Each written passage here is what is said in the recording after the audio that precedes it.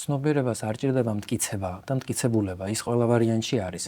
და პრობლემა ამ სამყაროში არ არის არც ფინანსური, არც ეკონომიკური, არც პოლიტიკური, არანაირი პრობლემა არ არის. ერთადერთი პრობლემა და კრიზისი სერიოზული, რაც დღეს თანამედროვე ადამიანს აქვს, ეს არის ცნობიერების პრობლემა.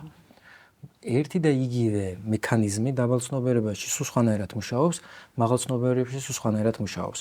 როდა ადამიანი არის შეშინებული, არის დაკომპლექსებული, აქვს რაღაცა წმუნებულებები, თავის თავს იზღუდავს თვითონ, ფულის ეშინია, იმიტომ რომ ბავშვობაში უთხრეს რომ ფული ხელის ჭუჭყია და აი ფული ხალხს აფუჭებს და აი ამით გავიზარდეთ ყველანი ჩვენ რაღაც დონეზე შენ თუ შენ თავში არ ახარ მყარ მდგომარეობაში და აი შენში ის თვითღირებულება არ გაქვს ნაპოვნი ეს აი ნამდვილი მე შენში არ იცი რა არის.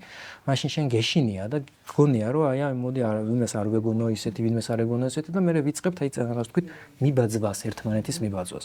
ეს იმას ნიშნავს რომ ერთმანეთზე ისეთ გავლენას ვახდენთ რომ ვერც კი ხვდებით.